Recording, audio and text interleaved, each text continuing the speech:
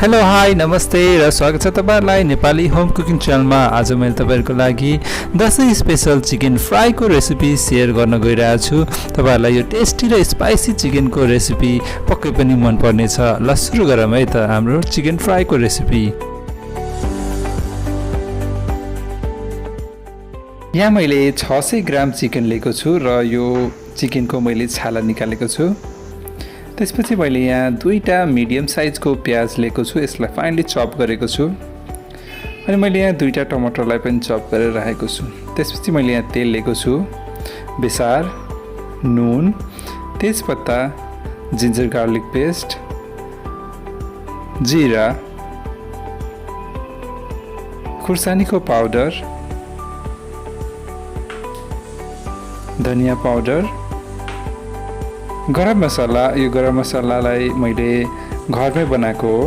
त्यसपछि मैले यहाँ जीरा पाउडर लिएको छु। अब मैले ग्यास अन गरेँ र यो ग्यास अन गरिसकेपछि मैले यहाँ प्यान राखेँ।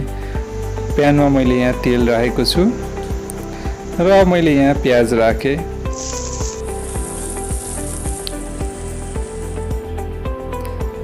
त्यसपछि मैले यहाँ तेजपत्ता र जीरा पनि राख्दैछु। यो तेजपत्ता र जीरा चाहिँ तपाईहरुले सुरुमै राख्नु होला। मैले प्रयोग गर्ने गरम मसालामा चाहिँ मैले दालचिनी, सुकेको खुर्सानी, लौंग, सुकमेल, थोरै जावित्री र थोरै मरिचको प्रयोग गरेको छु र यसलाई मैले भुटेर अनि फाइन पाउडर बनाएको छु।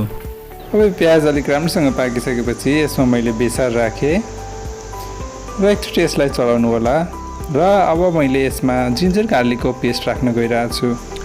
यो प्याजलाई चाहिँ हामीले राम्रोसँग पकाउनु पर्ने हुन्छ। यो प्याजमा चाहिँ पानी रहनु हुँदैन। यदि तपाईहरुलाई मेरो भिडियो राम्रो लाग्छ भने मेरो भिडियोलाई लाइक गर्न चाहिँ नबिर्सिनु होला। अब यसलाई एकछिन चलाउँदै यसमा टमाटर राखेँ मैले। यो टमाटरलाई पनि पकाउनु पर्ने हुन्छ।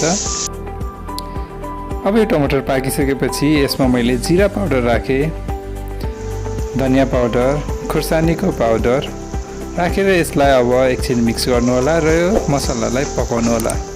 अब यो मसला हाम्रो पाकिसकेको छ। यसमा म चिकन राख्न गइरहेको छु।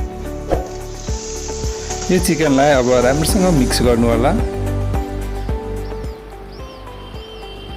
र यो चिकन राम्रोसँग मिक्स भइसकेपछि यसमा मैले गरम मसला राखेँ, नुन पनि राखेँ, स्वाद अनुसार नुन राख्नु होला। अब यो चिकनलाई एकचोटि चलाइदिनु होला र त्यसपछि छोपेर यसलाई 10 मिनेटसम्म पकाउनु होला। अब हाम्रो यो चिकन लगभग पाकिसकेको छ। हाम्रो चिकनबाट अलरेडी पानी निस्किएको छ र यो पानीलाई मजाले सुकाउनु पर्ने हुन्छ।